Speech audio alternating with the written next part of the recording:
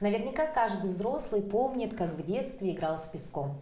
Ну, например, строил замок, либо целые города, выкладывал тоннели. И тогда он не задумывался, что именно в этот момент он проявлял свое отношение к внешнему миру. А порой даже находил путь решения из сложившейся ситуации. Сегодня песочная терапия дает возможность высказать то, на что не хватает слов. Это касается и детей, и взрослых. Подробнее об этой терапии мы поговорим с коррекционным психологом. Это Валерия Макаровна. Здравствуйте. Здравствуйте. Валерия Макаровна, расскажите, пожалуйста, что же такое вообще песочная терапия? Песочная терапия – это метод психотерапии, который пришел к нам с начала 20 века. Психотерапевт, педиатр Маргарет Логенфельд в начале 20 века стала применять песочницу и игрушки для своей психотерапии детей, для терапии с детьми. И уже в середине 20 века детский психотерапевт Дора Кальф, обучившись у автора методики, внесла свои коррективы и стала основателем действующей юнгианской песочной терапии. То есть основа это все равно вот эта юнгианская песочная терапия. Да? Психоанализ, работа с бессознательным, символами. Песочная психотерапия подходит как взрослым, так и детям, потому что особенно мы, северный народ, не умеем проговаривать свои чувства, эмоции, держим в себе. Да. И вот на занятиях дети, сами того не понимая, в ходе игры они раскрепощаются, начинают рассказывать свои проблемы, переживания. То есть это все происходит вот так без слов, да? Терапия, она имеет два основных метода. Я, например, как психолог могу дать задание ребенку, чтобы она сама начала спонтанную игру. Ребенок начинает играть, в ходе игры раскрепощается и начинает рассказывать о своих переживаниях. Но обычно на первом занятии такого не происходит. Первое занятие, оно как бы ознакомительное. Дети приходят к незнакомому человеку в незнакомое помещение, поэтому они скованы. И для того, чтобы они раскрылись, я сначала включаю им световые планшеты. Вот как у нас, да? Вот это световой планшет. Это уже игровая форма, она не имеет отношения к психотерапии. Это просто для, так сказать, раскрепощения ребенка, да? Да, чтобы ребенок освоился, привык ко мне. Допустим, я вообще человек, которого они видят впервые. И чтобы они начали привыкать ко мне, я включаю им планшеты, даю небольшие задания, нарисовать какое-то животное, просто круги, упражнения с нейропсихологией можем сделать. То есть вот цветовое табло это просто игровая форма, да? А сам процесс терапии происходит уже совершенно в другой песочнице, да? Вот мы видим ее там. Да, у нас терапия песком, она должна осуществляться именно на песочнице юнгианской. Она имеет свои стандарты, стандартный размер 70 на 50 сантиметров. Должна быть голубого цвета, это символ неба. Песок олицетворяет землю. Дно голубое, это может быть символом воды, реки. То есть это по стандарту везде так? То есть других вот таких боксов не бывает? То есть вот только такой? Экспериментально бывают. Для работы с агрессией используют черные боксы или красные, могут быть синие. Также экспериментируют с размерами, но вот этот стандартный размер, он разработан в соответствии с кругозором. Валерия Макаровна, а песок должен быть определенной фракции и цвета, или все-таки в этой терапии применяются разные варианты? Песок бывает разный, даже работают с манной крупой или с кинетическим песком. Но на выбор должно быть несколько песков. Можно даже цветной брать, это зависит от предпочтений ребенка. Кому-то нравится мокрый песок, поэтому всегда есть вода, емкость с водой. Кому-то нравится белый песок, кому-то желтый. То есть это по желанию ребенка, да? На выбор. На выбор. А вот сразу возникает вопрос, с какими основными проблемами по здоровью обращаются к вам родители, да, со своими детками? По образованию я коррекционный психолог, то есть это психолог, который работает с детьми с нарушениями развития. Это могут быть дети с нарушениями слуха, с нарушениями зрения, с нарушениями опорно-двигательного аппарата, дети с аутизмом, дети с задержкой психического развития, умственная отсталость. Также приходят дети с нарушениями сна, с различными нарушениями речи. Песочная терапия очень хорошо помогает агрессивным детям, детям тревожным, потому что песок и дерево – это природный материал. Считается, что оно имеет свою энергетику, снимает напряжение очень хорошо. Сразу видно, когда приходят тревожные, агрессивные дети, у них движения очень резкие, амплитуда широкая. И то есть после такой терапии они успокаиваются и приводят свое состояние душевное в некое спокойствие, или на это нужно очень много сеансов и не всегда помогает, или 100% даст результат? Это все очень индивидуально. На самом деле на первом занятии дети очень скованы, как я уже говорила, и первое занятие, оно больше диагностическое. Допустим, приводят ребенка с одним запросом, и получается, что на занятии выявляются совсем другие проблемы. То есть такое бывает, да? Да. Допустим, приводят ребенка с заиканием и говорят проблему другую совершенно. И в ходе игры ребенок сначала замкнуто себя ведет, сидит, просто вот так тыкает, осторожничает.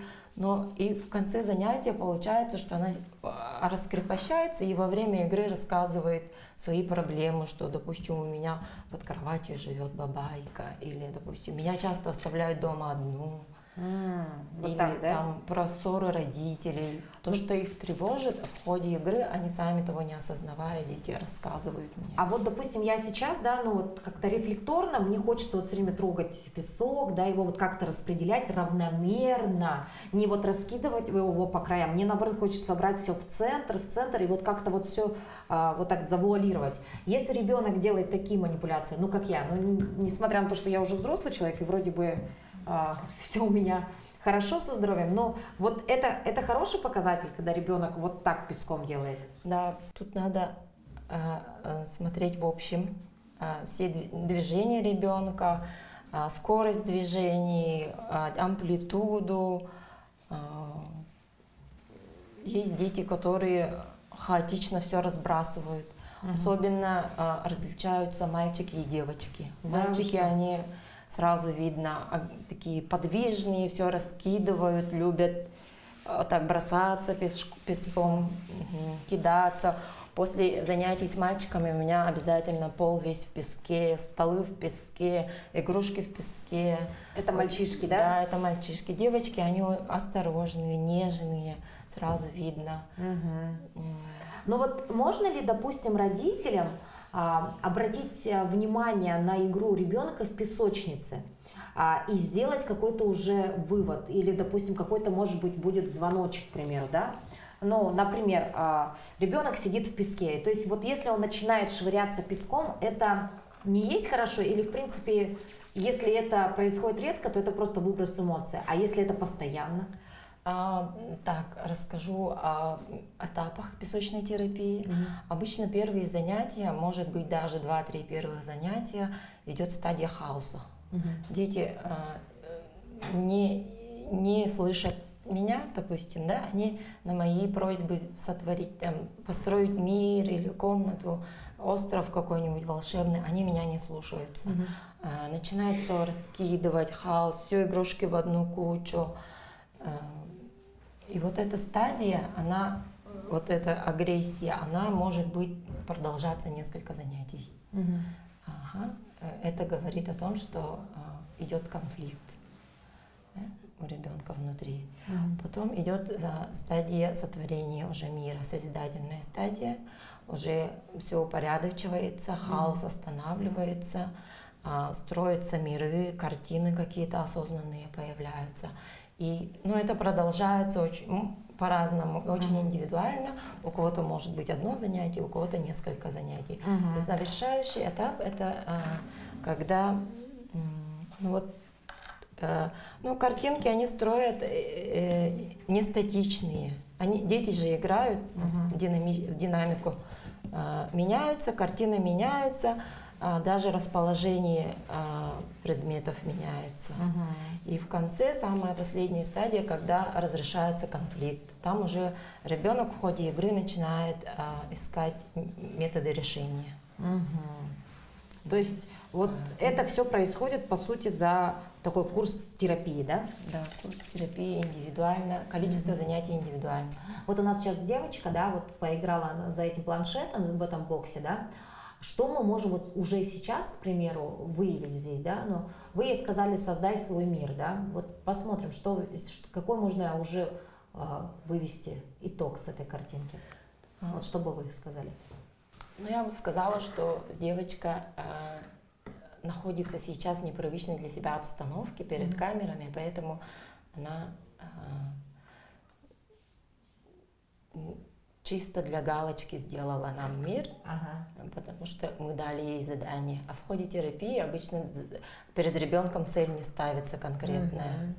Ну вот мы видим, смотрите, в принципе, там у нее есть понятие мамы, папы, да, видимо, там мальчик, девочка, то есть мальчик большой, высокий, девочка поменьше и ребенок сидит в песке, да, оранжевый человечек. Анализируя картину, нужно иметь в виду еще, что вот эта песочница, она делится на разные зоны. Допустим, по диагонали, по горизонтали надо смотреть, левая часть анализируется, середина анализируется, правая часть.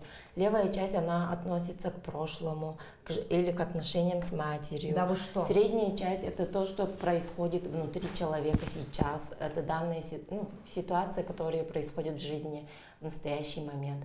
Правая сторона, если ребенок там сидит, да, это уже отношение к будущему. То есть, смотрите, можно сказать, что почему у него в будущем все человечки лежат? Здесь непонятно, да, немножечко. Ну, человечки, причем все какие-то немножечко неземные, да, существа. То есть, а в среднем мире, ну, то, что сейчас у него все очень даже хорошо, да? Вот здесь как раз стадия хаоса, потому что тут все разбросано, нету систематизации, все стоит как-то неопределенно.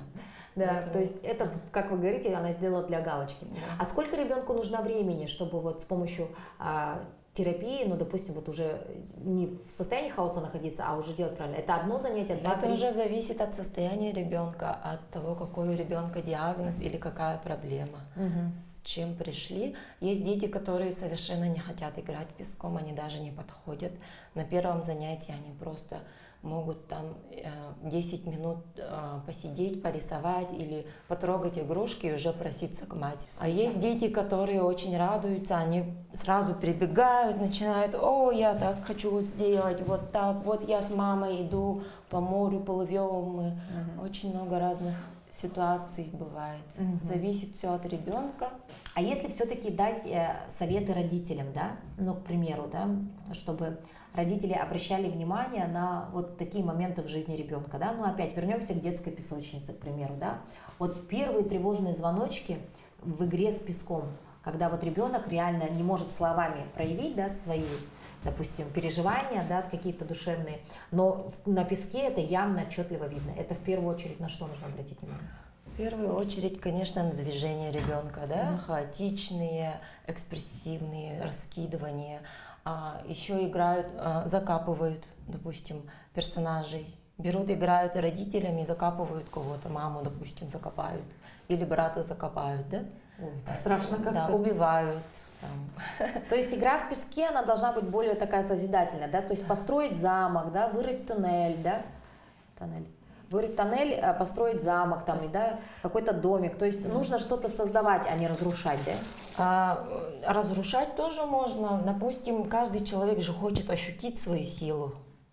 И разрушая свое построенное, он чувствует себя сильным, ребенок, но при этом защищенным. Он находится в уютном месте, он понимает, что он может...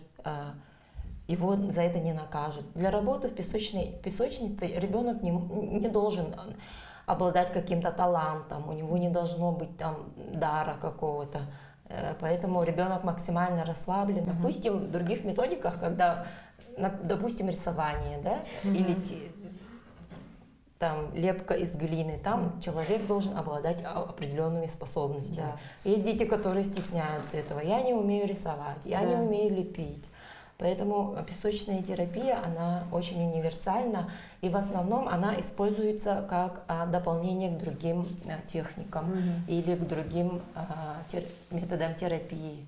Допустим, ко мне в основном приходят уже дети с поставленными диагнозами. Эти диагнозы им ставят неврологи, ставят психиатры, в общем, специалисты медицинского профиля. Поэтому песочная терапия в данном случае у нас играет роль снятия напряжения, общего стресса. Допустим, они уже проходят другие способы лечения. И в сочетании с ними ребенок просто приходит сюда снимать свое напряжение. Ну, то есть это как дополнение, да, к основной курс. терапии, да, которая проходит в медицинских учреждениях, да. Но, а вообще, по сути, если у ребенка вот с какими-то проблемами со здоровьем, да, приобрести так подобный планшет домой, да, это все равно нужно со специалистом или, в принципе, вот так в домашних условиях, если он сидит, рисует, это всегда во благо? Конечно, да. Даже необходимо купить ребенку, даже если нет возможности купить специальный такой бокс, можно купить тазик такого цвета, допустим, взять речной песок обычный, промыть, просушить, и своими игрушками ребенок может играть. Но родители при этом в основном не должны принимать активное участие. Они просто наблюдатели. Да, принимают наблюдательное положение. И наблюдают за его... Могут задавать вопросы уточняющего характера. А это, допустим, какие? Допустим, ребенок начинает строить свой мир и начинает играть. Есть дети, которые играют очень агрессивно персонажами, да? Кто-то кого-то бьет, кто на кого-то нападает. И можно сидеть и спросить, вот это кто? Это кто? Это хороший человек или плохой человек? Почему он так сделал? Как ты думаешь? Ненавязчиво. Ненавязчиво, да? А вот вы говорите, вы даете задание, допустим, придумай свой мир. А еще какие можно задания дать ребенку? В основном психотерапия. Допустим, если приходит взрослый человек, да, там можно уже конкретную ситуацию, которая его беспокоит, обговорить. Обыграть, да, тоже? Обыграть. Он выбирает людей. Человек приходит, говорит свою проблему. И кто в этой проблеме, как он, по его мнению, участвует в этой, принимает участие. Выбирает персонажей, ставит, и психолог начинает там у него спрашивать. Вот почему он тут стоит, что он сказал, как вы видите, почему, по какой причине он так сказал. И начинает в ходе сессий уже выяснять, переставлять, другие диалоги составлять. И переигрывая проблемную ситуацию, смотря на нее со стороны, человек уже объективно начинает оценивать то, что происходит. То или иное состояние, да? Очень интересно, да? Вот мы видим, смотрите, ребенку действительно нравится. Вот мы сидим, снимаем уже там около получаса, к примеру, да? Девочка совершенно комфортно ходит, применяет планшеты, то есть поиграла тут, поиграла там. Все-таки для них это игровой вариант, да? Для них это в первую очередь такое, просто как увлечение какое-то. Это да? очень универсальный, эффективный метод, да. На самом деле, когда люди смотрят, песочная терапия в России это совершенно относительно новый метод терапии. Многие об этом не знают. И когда я рассказываю, что существует такой метод, люди относятся скептически. Поиграли и поиграли. Что тут можно выявить? Да, на самом деле это очень глубокий анализ происходит, работа бессознательного, работа с символами. Ребенок со стороны смотрит на ситуацию, может переиграть беспокоящую обстановку, которая его окружает. Ну вот сейчас, например, смотрите, она же положила человечка в ванну, да, и засыпает его песком, да, но навряд ли она это имитирует закапывание человека, да, она хочет создать ему типа имитацию воды, да, наверное? Скорее всего, да, потому что ребенок у нас абсолютно спокойный, видно по ее движениям, по ее перемещениям. Ну, в данной ситуации ребенок стесняется, поэтому, да. То есть тут понятно, каких-то проявлений сильной тревожности, там, агрессии мы не можем сказать. Песочная терапия также полезна детям с нарушениями сна, с плохо развитой мелкой моторикой, с истериками, с капризами, с логоневрозом и другими речевыми проблемами, с агрессией, даже с недержанием мочи, частая плаксивость, если ребенок переживает стресс. Валерия Макаровна, то есть можно сказать, что песочная терапия предназначена не только же для детей с определенными диагнозами, но, допустим, у ребенка плохой сон, это же не заболевание, не диагноз, или, допустим, ну действительно он сам по себе капризный, но бывают такие дети, да, вот плачут без повода и по поводу, то есть, в принципе, можно прийти и здоровому ребенку, и в любом случае песочная терапия будет ему в пользу, правильно?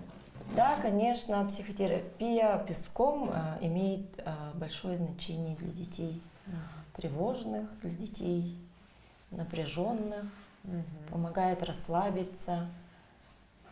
То есть такой антистресс, можно сказать. Антистресс. Терапия. Она может использоваться как в диагностических целях, в коррекционных целях. Основные механизмы песочной терапии – это психодиагностика с помощью песочницы, коррекция каких-либо нарушений, также развитие важных отделов центральной нервной системы посредством развития мелкой моторики. Это очень важно для маленьких детей. Эффект релаксации имеется, медитативный эффект, отыгрывание внутренних проблем. Улучшается эмоциональное состояние ребенка, развивается воображение, мышление, память, внимание, развитие самооценки и уверенности в себе. Валерия Макаровна, вот сейчас, да, наша девочка, она вернулась обратно за планшет, и если до этого у нее все было раскидано по всему планшету, то сейчас она все перенесла вот в левую часть. Левая часть планшета, это у нас было что? Это отношение к прошлому, воспоминания, либо отношения с матерью. И мы вот видим сейчас, да, это прям... Да, конечно, психотерапия песком имеет... У нее появились домашние животные возле стола, на кровати. Детей стало больше и в колыбельке, на кровати за столом. Кто-то у нас отдыхает благополучно в ванне, да. То есть, в принципе, здесь очень такая хорошая картинка сложилась, да. Ничего у нас не валяется, где попало, как до этого, да, был какой-то хаос. Какие-то инопланетные существа у нас были, лежали. Это может иметь обратный эффект, обратное значение. Могут быть проблемы в общении с матерью, отсутствие уюта. Почему? Как вы это увидели? Ребенок хочет компенсировать. Наоборот, создает то, чего у нее нет. Чего нету. Возможно и такое, да? Да. Тут нужно уже в комплексе работать.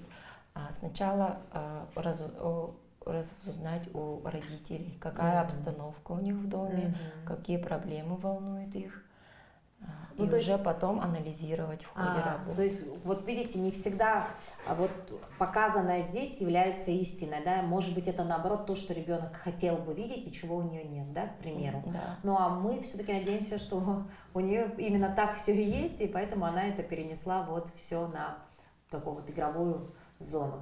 Что, спасибо большое, Валерия Макаровна, да, за прекраснейшую, интересную беседу. Ну, конечно, как вы уже сказали о том, да, что песочная терапия, в принципе, сейчас это достаточно такое что-то новое, да, уж тем более в нашей республике, да, но хотелось бы отметить, что, конечно, это работает и имеет определенные результаты, да. Ну и, конечно, самое главное — найти хорошего специалиста. Хотелось бы порекомендовать родителям, чтобы следили за здоровьем не только физическим, но и ментальным, за здоровьем детей, себя. Приглашаю родителей на пробные занятия, на диагностику.